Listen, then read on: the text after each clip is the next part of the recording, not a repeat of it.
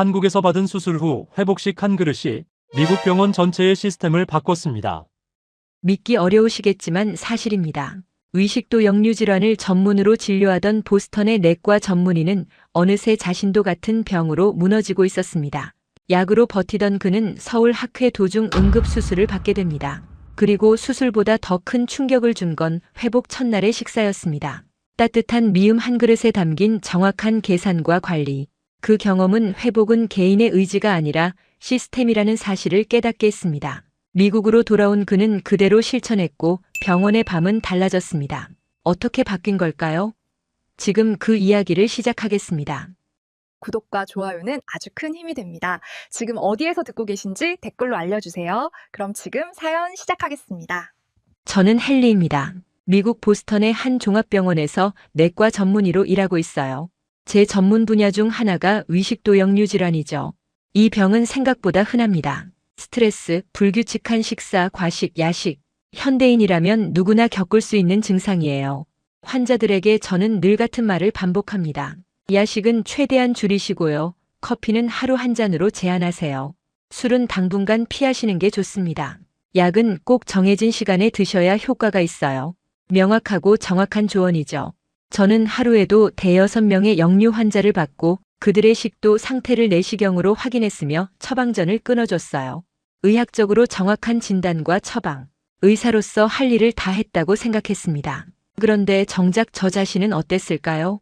야간 근무가 시작되면 저는 새벽 2시, 3시에도 진한 커피를 마셨어요. 졸음을 쫓기 위해서였죠. 공복 상태로 회진을 돌았고 점심은 서둘러 샌드위치나 차가운 샐러드로 때웠습니다. 저녁도 제대로 먹지 못한 채 당직실로 들어가는 날이 많았어요. 가슴 한가운데가 타들어가는 듯한 통증은 이제 익숙해졌습니다. 처음엔 일시적인 거라고 생각했어요. 바쁜 시기만 지나면 괜찮아질 거라고요. 위산억제제는 제 가운 주머니에 항상 들어있었고 증상이 심해지면 용량을 늘려 먹었죠. 의사니까 괜찮아. 내가 뭘 먹고 있는지 알잖아. 저는 스스로에게 그렇게 말했습니다. 증상을 알고 원인을 알고 약도 알고 있으니까요. 관리만 잘하면 된다고 믿었어요. 환자들과 다른 점이 있다면 저는 의학 지식이 있다는 것뿐이었죠. 처음 몇 달은 약으로 충분히 버틸 수 있었습니다. 내과 의사답게 제 증상을 객관적으로 분석했어요. 역류 빈도 주 3회, 통증 강도 중등도, 약물 반응 양호.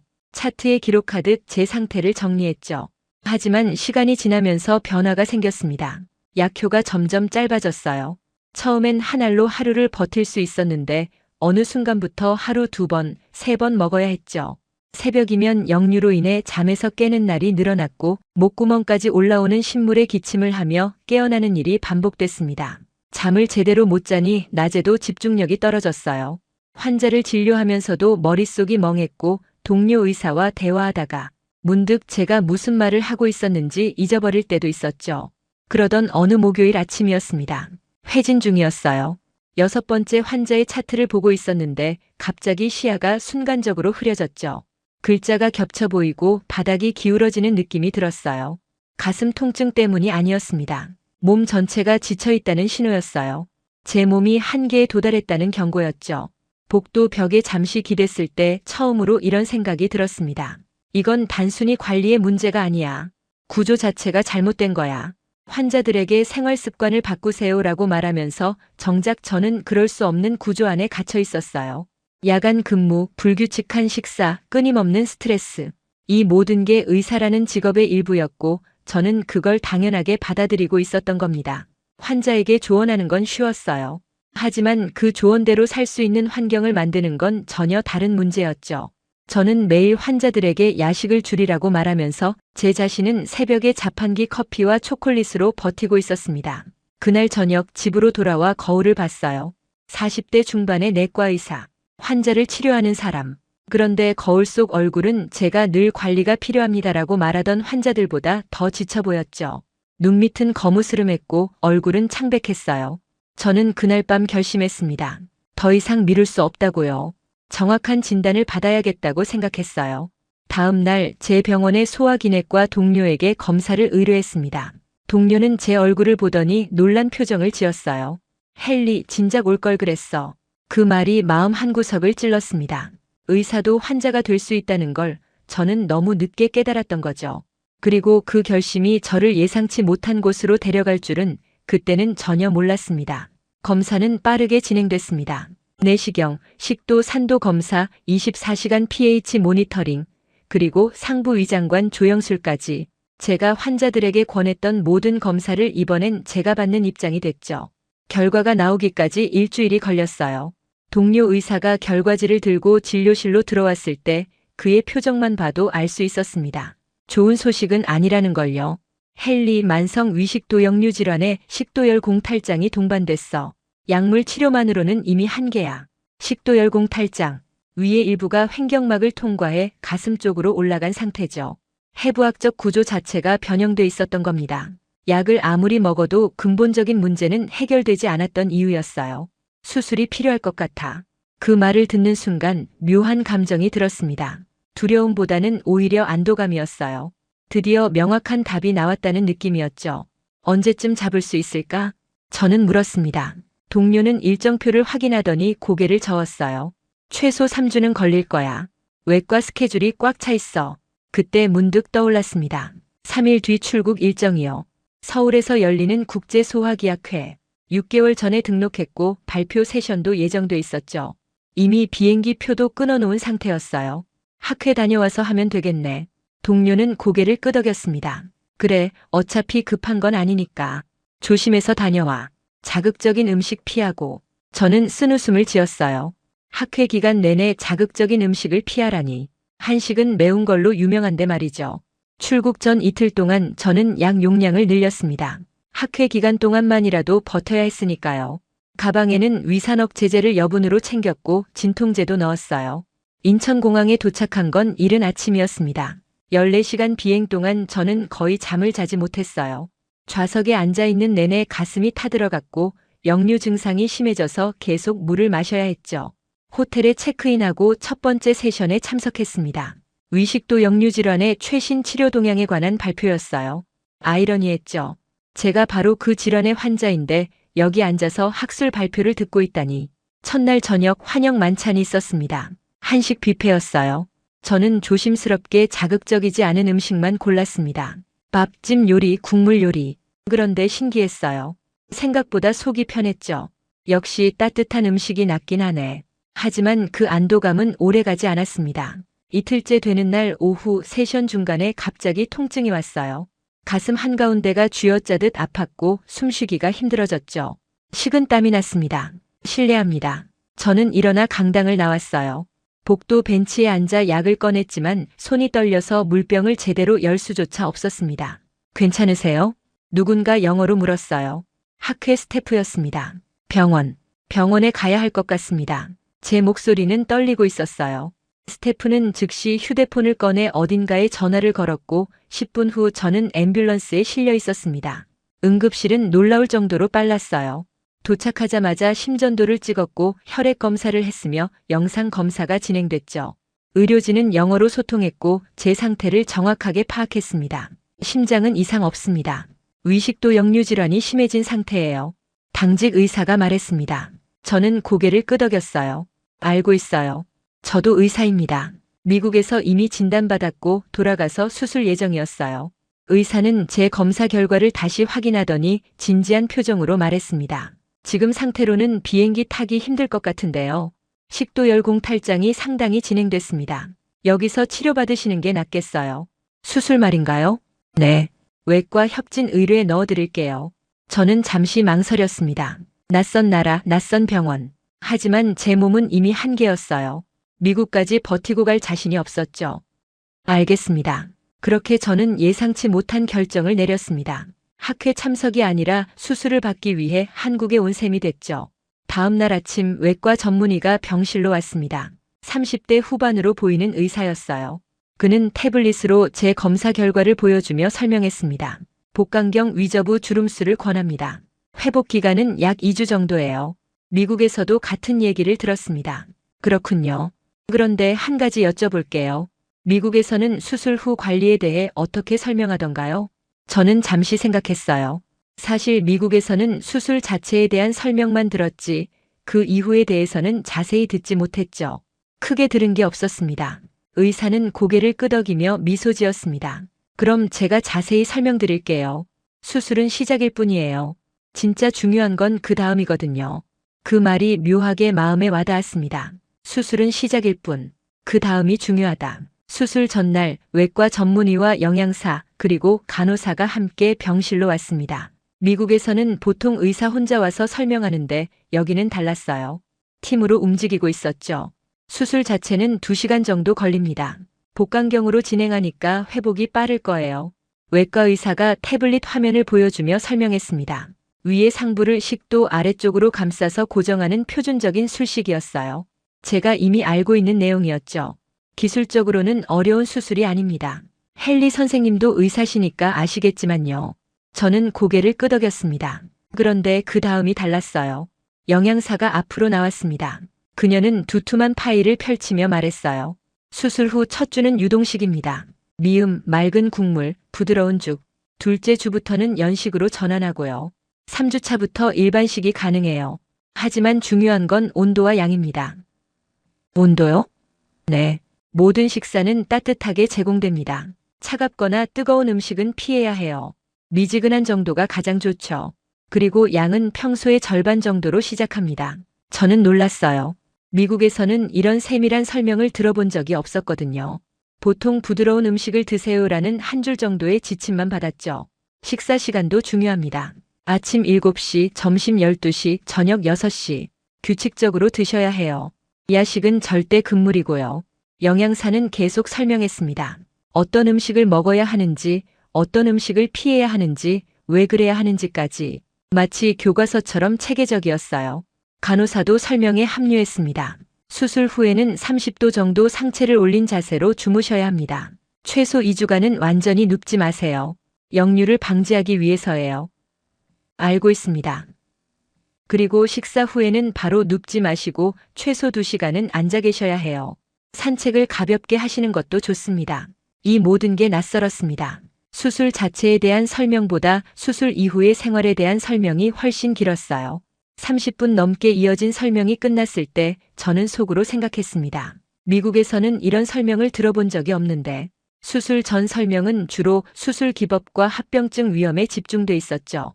수술 후 생활에 대해서는 퇴원 전에 간단히 설명드리겠습니다 정도였어요.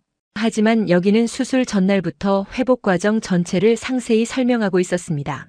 외과 의사가 말했습니다. 수술은 시작일 뿐입니다. 환자분이 일상으로 돌아가는 게 진짜 목표거든요. 그 말이 마음에 와닿았습니다. 일상으로 돌아가는 것, 그게 진짜 목표라고. 수술 당일 아침이었습니다.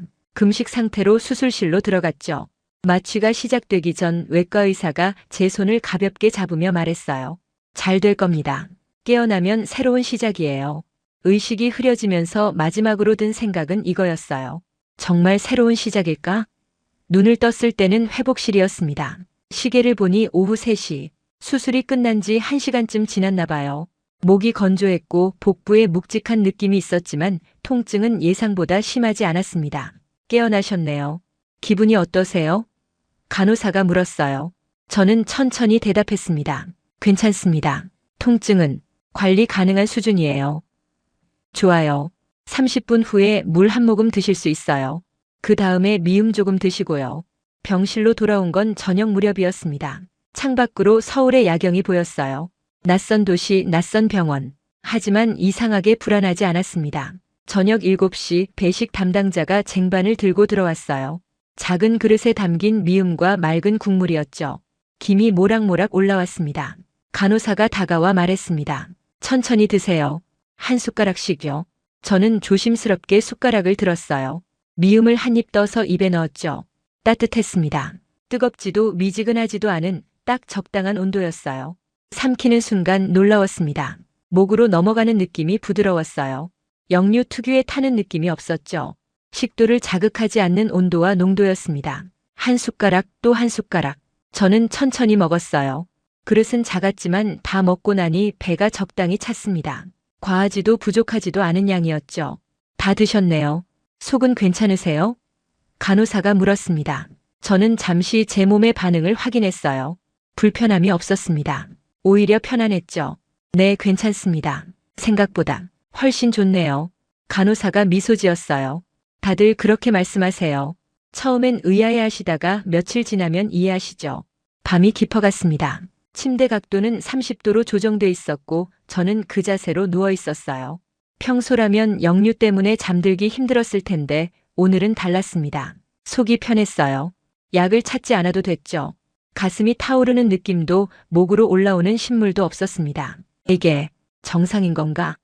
저는 문득 깨달았어요. 지난 몇 년간 제가 겪었던 게 비정상이었다는 걸요. 매일 약으로 버티고 통증을 참으며 잠을 설치는 게 당연하다고 생각했었죠. 하지만 지금 이 순간 저는 처음으로 편안함이 무엇인지 느끼고 있었습니다. 다음 날 아침 영양사가 다시 왔어요. 오늘부터는 죽을 드실 수 있어요. 여전히 소량이지만 어제보다는 고형식에 가까워질 거예요. 아침 식사 시간 배식 담당자가 쟁반을 가져왔습니다. 작은 그릇에 담긴 흰죽이었어요. 김이 올라오고 있었죠. 한술 떠서 입에 넣었습니다. 부드러웠어요. 씹을 필요가 거의 없었죠. 그런데도 밥의 식감은 느껴졌습니다. 미음보다는 확실히 고형식에 가까웠지만 여전히 목 넘김은 편안했어요. 이게 회복식이구나. 의학적으로는 알고 있었어요. 수술 후에는 부드러운 음식을 먹어야 한다는 것. 하지만 이렇게 체계적으로 단계별로 온도까지 고려해서 제공되는 건 처음 경험했습니다. 그리고 그 경험은 제가 지금까지 환자들에게 했던 조언들이 얼마나 피상적이었는지 깨닫게 해줬죠. 부드러운 음식을 드세요. 저는 늘 그렇게 말했습니다. 하지만 어떤 음식을 어떤 온도로 얼마만큼 언제 먹어야 하는지는 설명하지 않았어요. 이제야 알았습니다. 회복은 지식이 아니라 실천이라는 것을요. 회복 첫날 밤은 조용히 지나갔습니다. 새벽에 한 번 깼지만 통증 때문이 아니었어요. 간호사가 활력 징후를 체크하러 왔을 때였죠. 체온, 혈압, 맥박 모두 정상이었습니다. 잘 주무셨어요? 간호사가 물었습니다. 저는 고개를 끄덕였어요. 네, 생각보다 편했습니다. 다행이에요. 오늘부터는 조금씩 걸으셔야 해요. 회복에 도움이 됩니다. 수술 후 이틀째 아침이었습니다. 침대에서 일어나 앉는 것만으로도 복부에 당기는 느낌이 있었지만 참을만 했어요. 간호사의 도움을 받아 천천히 일어섰습니다. 천천히요. 어지러우시면 말씀하세요. 처음 몇 걸음은 조심스러웠어요. 복부의 작은 절개 부위가 움직일 때마다 신경 쓰였죠. 하지만 걷는 게 불가능한 정도는 아니었습니다. 복도를 따라 천천히 걸었어요. 창밖으로 서울의 아침 풍경이 보였습니다. 출근하는 사람들, 움직이는 자동차들, 평범한 일상이 펼쳐지고 있었죠. 저 사람들은 아무렇지 않게 밥을 먹고 커피를 마시고 일을 하겠지. 문득 그런 생각이 들었어요. 제가 당연하게 여겼던 것들이 실은 얼마나 소중한 건지요. 병실로 돌아오니 아침 식사가 와 있었습니다. 어제와 같은 흰죽이었어요. 하지만 오늘은 양이 조금 더 많았죠. 숟가락을 들고 한 입 먹었습니다. 여전히 따뜻하고 부드러웠어요. 천천히 씹으면서 저는 제 몸의 반응을 주의 깊게 관찰했습니다. 불편함이 없었어요. 속이 더부룩하지도 역류가 올라오는 느낌도 없었죠. 수술 전에는 뭘 먹어도 늘 긴장했었습니다. 이게 또 역류를 일으키면 어쩌지? 하는 두려움이 항상 있었거든요. 하지만 지금은 달랐습니다. 점심 식사로는 야채죽이 나왔어요. 호박과 당근이 아주 곱게 갈려서 죽에 섞여 있었죠. 색깔도 예쁘고 맛도 좋았습니다. 어떠세요? 맛이 괜찮으세요? 영양사가 병실을 돌며 물었어요. 저는 고개를 끄덕였습니다. 네, 좋습니다. 생각보다 훨씬 맛있어요. 다행이네요. 내일부터는 연식으로 넘어갈 수 있을 것 같아요. 영양사는 태블릿에 뭔가를 기록했습니다. 제 식사량과 반응을 체크하는 거였죠. 오후에는 외과 의사가 회진을 왔습니다. 복부를 눌러보고 절개 부위를 확인했어요. 아주 잘 회복되고 있어요. 붓기도 거의 없고 감염 징후도 없습니다. 통증은 괜찮습니다. 진통제 없이도 견딜만해요. 좋아요. 무리하지 않는 선에서 자주 걸으세요. 그리고 식사는 계속 천천히 소량씩 드시고요. 의사는 미소 지으며 말했습니다. 헨리 선생님, 의사로서 아시겠지만 수술은 이제 끝났어요. 앞으로 중요한 건 생활 습관입니다. 그 말을 듣는 순간 뭔가 깨달음이 왔어요. 제가 미국에서 환자들에게 늘 하던 말이었죠. 생활 습관을 바꾸세요. 하지만 저는 그 말을 실천할 구체적인 방법을 제시하지 않았어요. 단지 야식을 줄이고 커피를 끊고 규칙적으로 식사하세요라고만 했죠. 하지만 여기서는 달랐습니다. 말로만 하는 게 아니라 실제로 그렇게 할 수 있도록 시스템이 만들어져 있었어요. 저녁 식사는 다시 흰죽이었습니다. 하지만 이제는 익숙했어요. 따뜻한 온도, 부드러운 식감, 적당한 양. 모든 게 제 몸이 받아들이기에 딱 맞았죠. 식사를 마치고 2시간이 지난 후 저는 다시 복도를 걸었습니다. 아침보다 걸음이 훨씬 가벼워진 게 느껴졌어요. 몸이 빠르게 적응하고 있었습니다. 그날 밤 침대에 누워 천장을 보며 생각했습니다. 이게 회복이구나. 의학 교과서에서 배운 회복과 실제로 경험하는 회복은 달랐어요. 교과서는 수술 후 2주간 유동식, 이후 연식으로 전환이라고 간단히 적혀 있었죠. 하지만 실제로는 매 끼니마다, 매 순간마다 세심한 관리가 필요했습니다. 그리고 그 관리를 저는 지금 받고 있었어요. 3일째 아침 영양사가 말했던 대로 식사가 바뀌었습니다. 연식이었어요. 부드럽게 익힌 두부찜과 으깬 감자, 그리고 맑은 국이었죠. 젓가락을 들고 두부를 집었습니다. 부드러웠지만 죽과는 달랐어요. 씹는 느낌이 있었죠. 조심스럽게 씹어서 삼켰습니다. 괜찮았어요. 목 넘김도 편했고 속도 불편하지 않았습니다. 한 입, 두 입. 저는 천천히 식사를 이어갔어요. 미국에서는 늘 서둘러 먹었습니다. 시간이 없었으니까요. 하지만 지금은 달랐죠.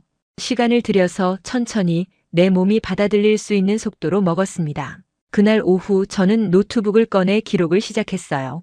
의사의 습관이었죠. 관찰하고 기록하고 분석하는 것. 수술 후 3일째. 통증 점수 210.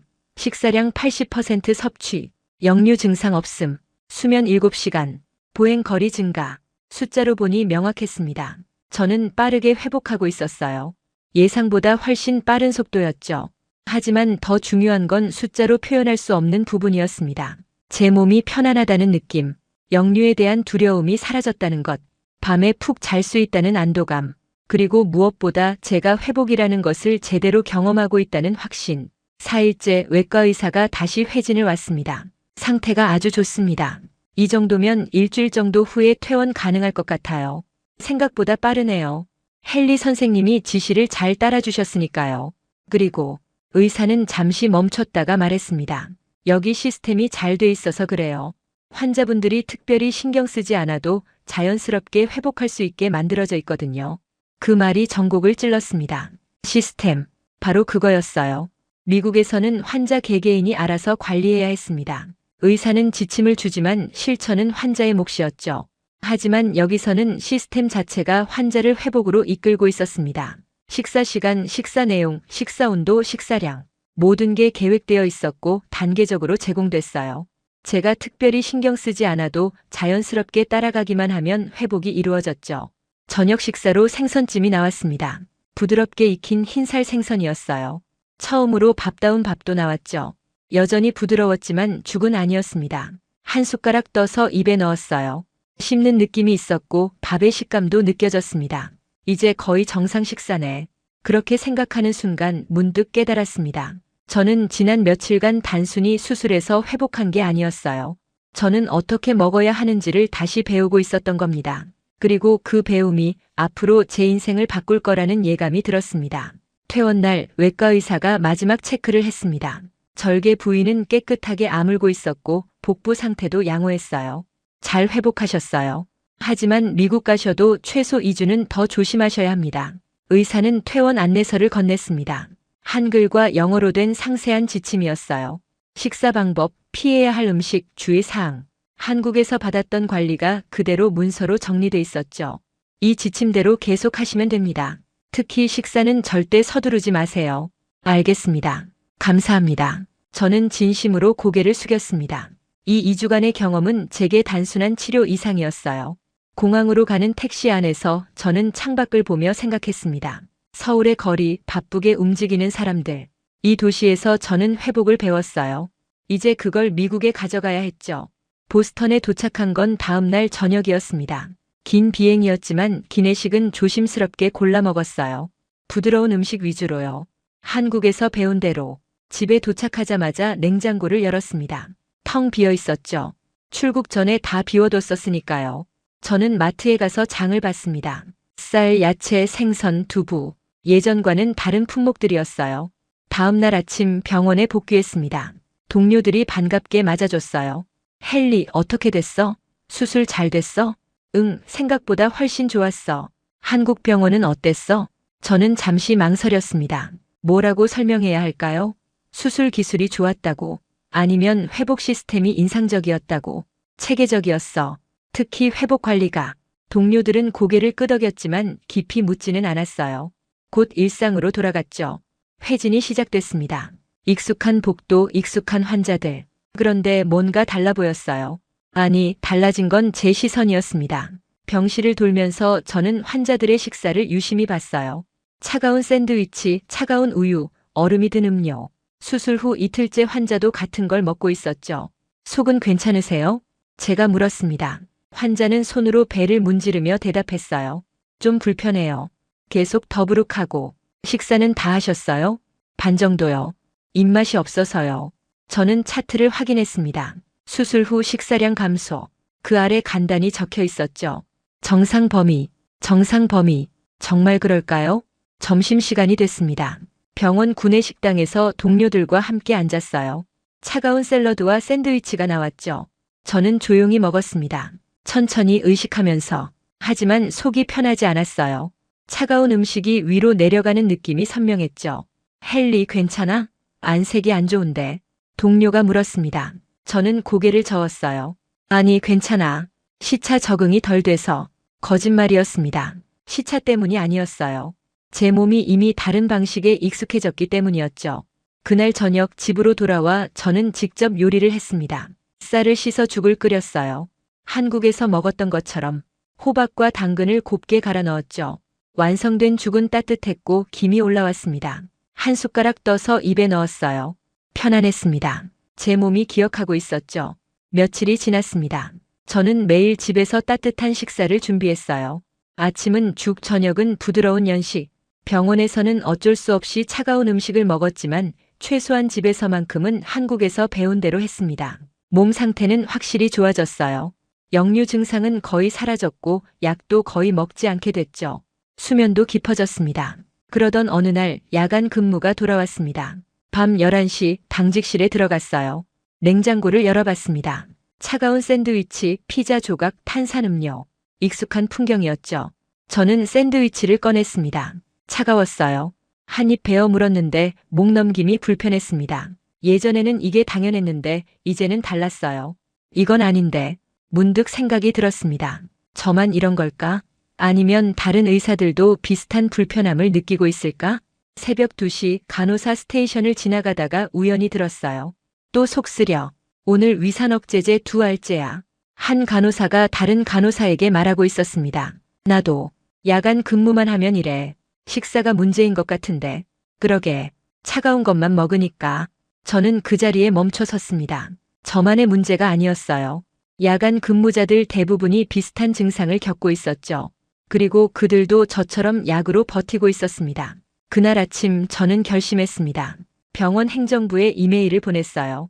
제목은 야간 근무자 식사 개선 제안이었죠.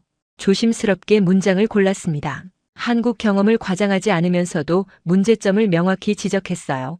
현재 야간 근무자들에게 제공되는 식사는 대부분 차갑고 자극적입니다.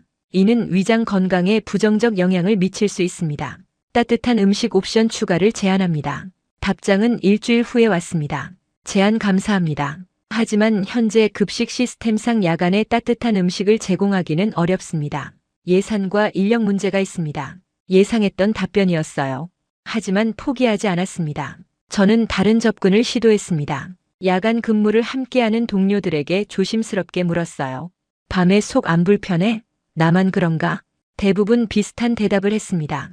불편하지. 근데 어쩌겠어. 야간 근무니까. 위산억제제 먹으면 돼. 나도 매일 먹어. 익숙해지면 괜찮아. 익숙해진다. 그 말이 마음에 걸렸습니다. 저도 그렇게 생각했었어요. 불편함에 익숙해지는 게 적응이라고. 하지만 그게 아니었죠. 그건 적응이 아니라 포기였습니다. 그날 밤 저는 작은 실험을 시작하기로 했습니다. 집에서 보온 도시락을 싸왔어요. 따뜻한 죽과 부드러운 반찬. 야간 근무 중에 먹었죠. 차이는 확실했습니다. 속이 편했고 다음날 컨디션도 훨씬 나았어요. 며칠 후 함께 근무하던 동료가 물었습니다. 헨리, 그거 뭐야? 냄새 좋은데. 집에서 싸운 거야. 먹어볼래? 동료는 한 숟가락 떠서 맛을 봤습니다. 그리고 놀란 표정을 지었어요. 이거, 속이 편하네. 뭐가 들어간 거야? 특별한 거 없어. 그냥 따뜻하게 만든 거야. 그날 이후 하나둘씩 동료들이 관심을 보이기 시작했습니다. 작은 변화였지만 시작이었습니다. 2주가 지났습니다. 저와 함께 야간 근무를 하는 동료 5명이 조심스럽게 동참하기 시작했어요. 처음엔 호기심이었죠. 헨리가 뭔가 이상한 걸 먹는데 속이 편하대. 저는 간단한 제안을 했습니다. 일주일만 해보자.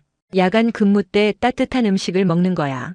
집에서 싸우든 여기서 데워 먹든. 그게 뭐가 달라? 한 동료가 회의적으로 물었어요. 저는 솔직하게 대답했습니다. 모르겠어. 하지만 내 경우엔 확실히 달랐어. 한번 해볼 가치는 있을 것 같아. 그렇게 작은 실험이 시작됐습니다. 저는 간단한 기록지를 만들었어요. 의사의 습관이었죠. 날짜, 식사 내용, 속 불편함 정도, 위장약 복용 여부, 다음날 컨디션. 주관적인 평가였지만 그래도 기록이었습니다. 첫 주는 혼란스러웠어요. 누군가는 따뜻한 수프를 가져왔고 누군가는 전자레인지로 데운 파스타를 먹었죠. 통일되지 않은 방식이었지만 한 가지는 공통점이 있었습니다. 모두 따뜻한 음식을 먹었다는 것. 일주일 후 저는 동료들을 모았습니다. 당직실 작은 테이블에 둘러앉았죠. 어땠어? 솔직하게 말해봐. 먼저 입을 연 건 간호사 출신 의사 사라였습니다. 처음엔 별 차이 없는 줄 알았어. 그런데 사흘째부터 느껴지더라. 속이 덜 쓰려. 나도. 다른 동료가 거들었어요.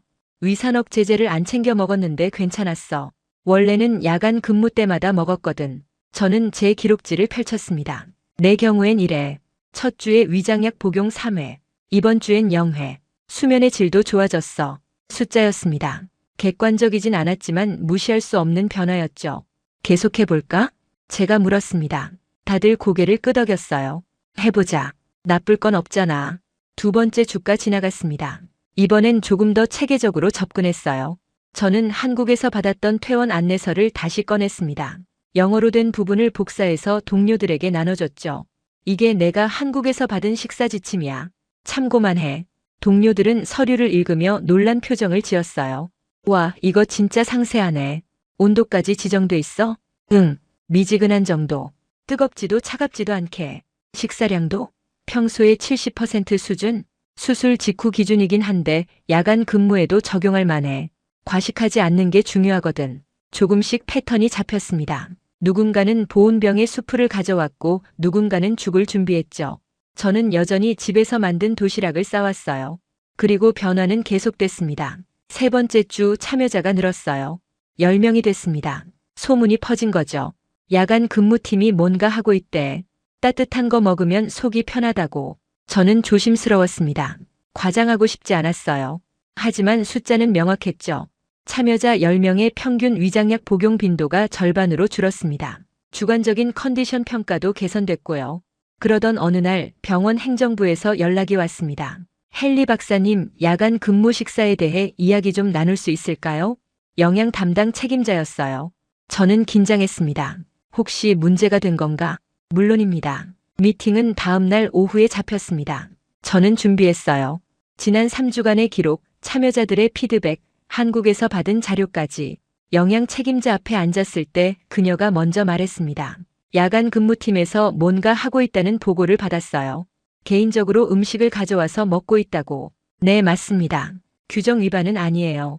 하지만 우리가 제공하는 식사에 문제가 있다는 건가요? 조심스러운 질문이었습니다. 저는 신중하게 대답했어요. 문제라기보다는 개선의 여지가 있다고 생각합니다. 야간 근무자들의 위장 건강을 위해서요. 저는 준비한 자료를 꺼냈습니다. 숫자, 그래프, 피드백, 감정이 아니라 데이터로 말했죠. 지난 3주간 10명의 야간 근무자가 따뜻한 식사를 했습니다. 위장약 복용이 평균 50% 감소했고 주관적 컨디션 평가는 30% 개선됐어요.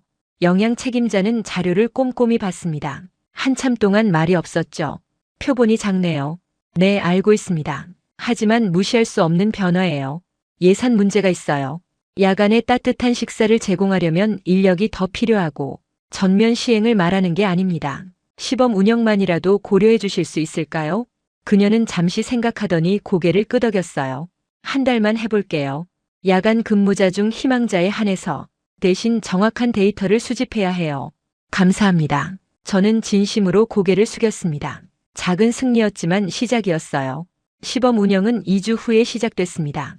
병원 식당에서 밤 11시와 새벽 3시 두 차례 따뜻한 식사를 제공하기로 했죠.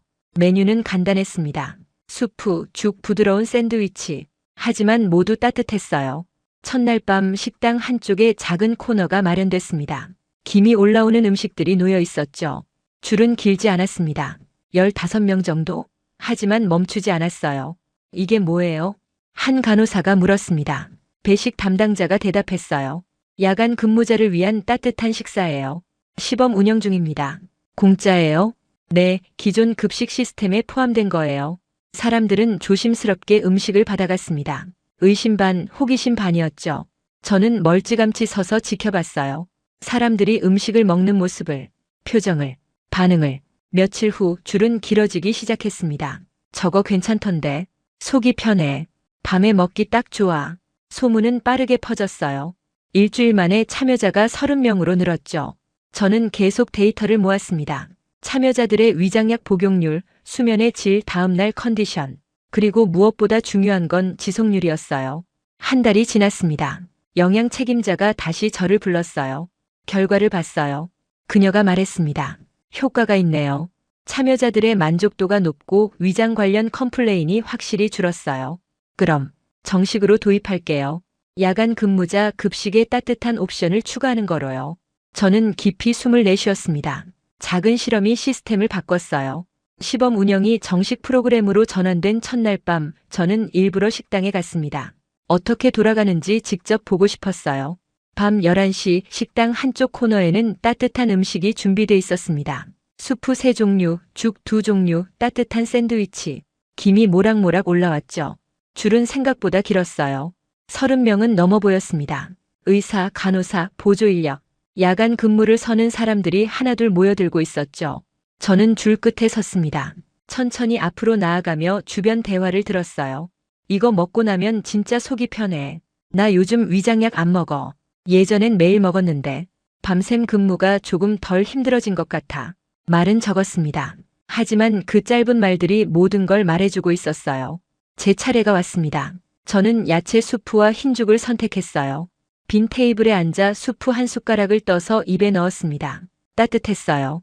뜨겁지 않고 딱 적당한 온도였죠. 제대로 하고 있네. 한국에서 배웠던 그 온도. 식도를 자극하지 않으면서도 위를 편안하게 해주는 온도. 그게 여기서도 재현되고 있었어요. 그때 동료 의사 마크가 제 테이블로 왔습니다. 처음 제 제안에 가장 회의적이었던 사람이죠. 헨리 고마워. 뭐가?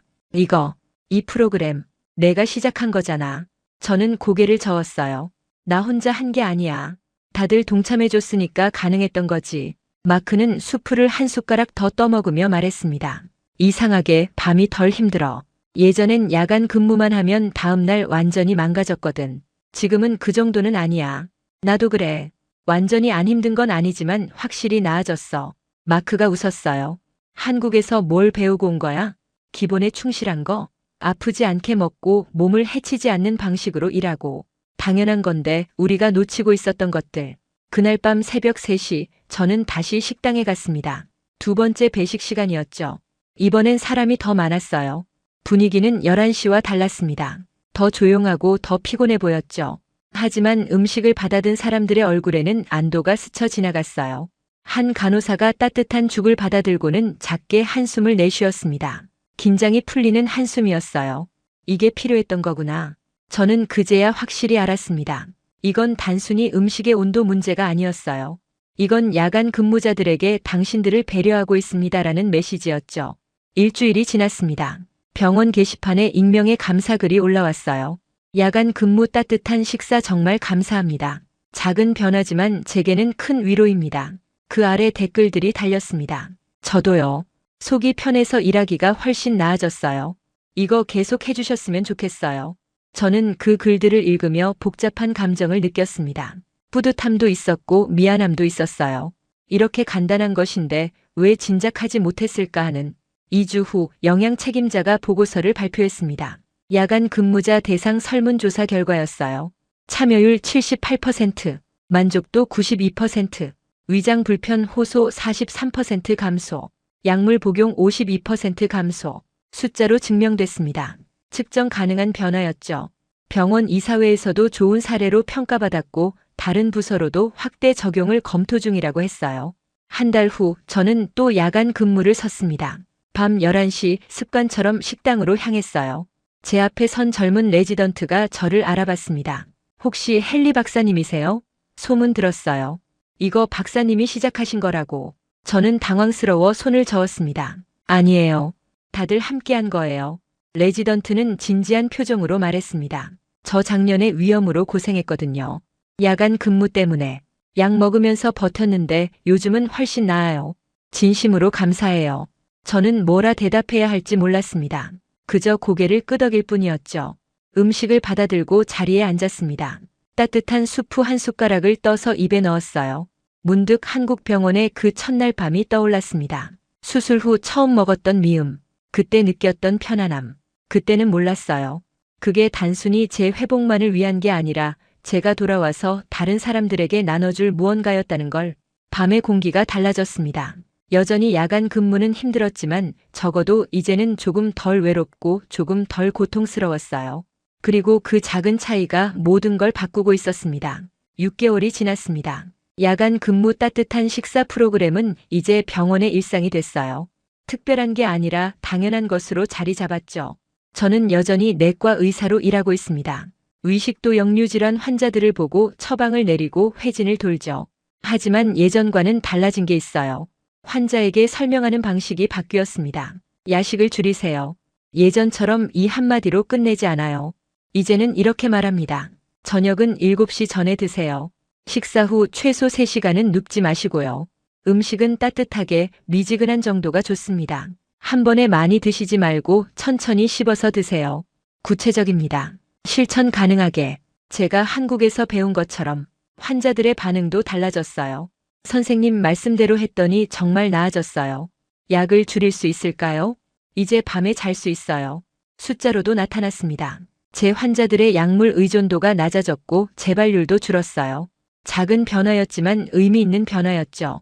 어느 날 병원 원장실에서 연락이 왔습니다. 헨리 박사 잠깐 들를 수 있나? 긴장했습니다. 원장이 직접 부르는 일은 흔치 않았으니까요. 원장실에 들어갔을 때 원장과 몇 명의 부원장들이 앉아 있었어요. 앉게. 좋은 소식을 전하고 싶어서 불렀어. 원장이 미소를 지으며 말했습니다. 자네가 시작한 야간 근무 식사 프로그램 말일세. 효과가 너무 좋아서 다른 병원들에서도 문의가 오고 있어. 어떻게 시작했는지, 어떻게 운영하는지. 정말입니까? 그래.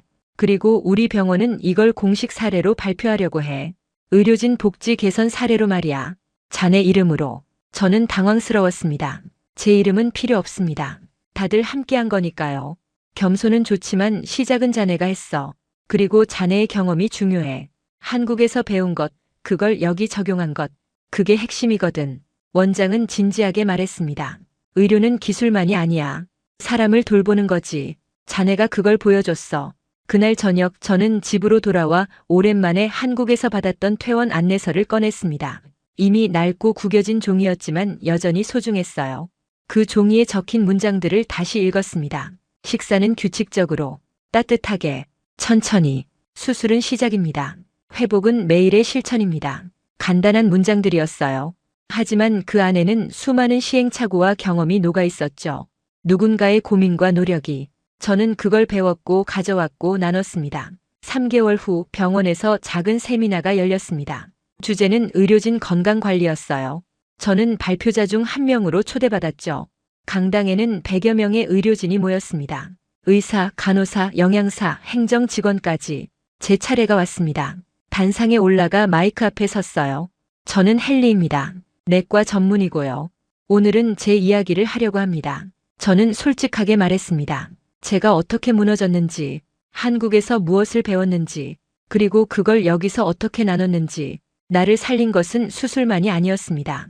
수술 이후의 회복 시스템이었어요.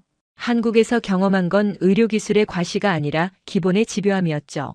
사람들은 조용히 듣고 있었습니다. 의사는 환자를 살립니다. 하지만 의사가 먼저 무너지면 그 시스템은 오래가지 못해요. 우리는 우리 자신을 돌봐야 합니다. 그래야 환자를 제대로 돌볼 수 있으니까요. 발표가 끝났을 때 박수가 나왔습니다. 오래 지속됐어요. 질의응답 시간 한 젊은 간호사가 손을 들었습니다. 저도 야간 근무를 자주 서는데요. 박사님 덕분에 많이 나아졌어요. 감사합니다. 그런데 궁금한 게 있어요. 왜 이렇게까지 하신 거예요? 저는 잠시 생각했습니다. 왜였을까요? 제가 환자였기 때문인 것 같아요. 환자가 돼 보니까 의사가 해주는 조언들이 얼마나 막연한지 알게 됐죠. 생활 습관을 바꾸세요라는 말이 얼마나 어려운 일인지, 그걸 실천할 수 있는 시스템이 필요하다는 걸 깨달았어요. 제 목소리는 떨리고 있었습니다. 그리고 제가 받았던 도움을 나누고 싶었어요. 한국에서 저를 살렸던 그 시스템을 여기서도 만들고 싶었죠. 세미나가 끝난 후 여러 사람들이 저에게 다가왔습니다. 감사 인사를 하거나 질문을 하거나 자기 이야기를 나누거나 한 선배 의사가 제 어깨를 두드렸습니다. 헨리 잘했네. 자네가 의사로서 중요한 걸 배운 것 같아. 뭘 배웠죠? 환자에게서 배우는 거. 그게 가장 중요한 교육이야. 그날 밤 저는 또 야간 근무를 섰습니다. 밤 11시 습관처럼 식당으로 갔어요. 따뜻한 음식을 받아들고 자리에 앉았습니다. 주변을 둘러봤죠. 조용히 식사하는 사람들. 피곤하지만 조금은 평화로운 얼굴들. 이게 맞는 거야. 저는 확신했습니다. 오늘 밤도 누군가는 야간 근무를 섭니다. 그리고 이제 그를 기다리는 건 차가운 샌드위치가 아니라 몸을 해치지 않는 한 끼예요. 제가 한국에서 수술을 받은 이유는 결국 이 선택을 하기 위해서였는지도 모릅니다. 환자를 살리는 의사가 아니라 의사를 살리는 시스템을 만드는 것.